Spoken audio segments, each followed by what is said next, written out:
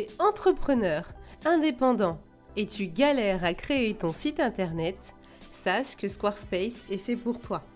Nous allons découvrir ensemble les polices cachées qui se trouvent sur ton site Squarespace. Bienvenue sur cette leçon du jour.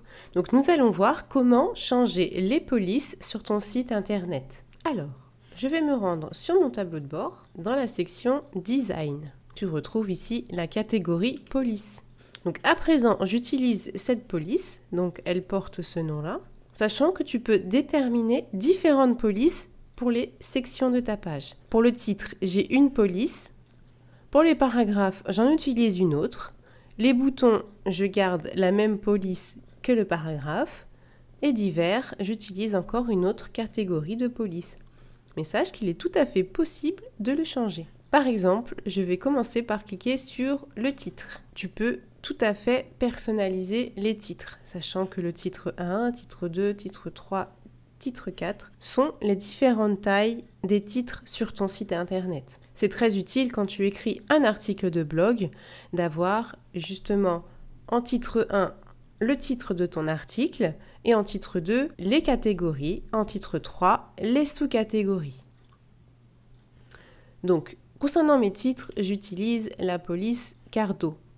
Comme tu peux le remarquer, quand je clique dessus, je n'ai que 3 choix. Maintenant, pour accéder à toute la bibliothèque de polices, je vais cliquer sur « Parcourir toutes les polices ».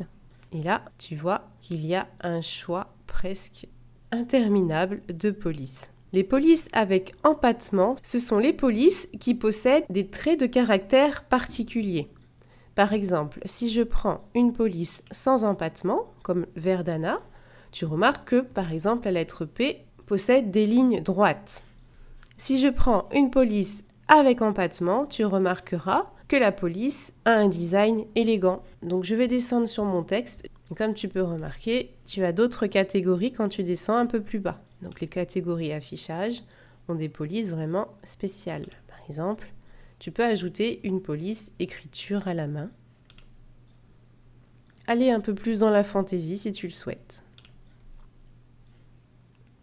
Maintenant que nous avons modifié la police du titre, nous allons modifier le corps du texte. Nous avons changé le titre, maintenant nous allons nous occuper du paragraphe. Donc tu cliques sur Famille, à toi de jouer avec les polices pour trouver celle qui te plaît. Donc sache que chaque changement que tu feras dans ta partie Design s'appliquera à tout ton site. Tu peux également changer les boutons ou alors Divers permet d'utiliser le texte monospace. Tu peux également attribuer des styles. Donc, par exemple, pour le titre, tu peux appliquer un style particulier. Également pour la navigation, donc il se trouve à côté de ton titre. Tu remarqueras que quand je me trouve sur la catégorie Design, il suffit que je clique sur l'élément de mon site internet et je peux le régler en direct.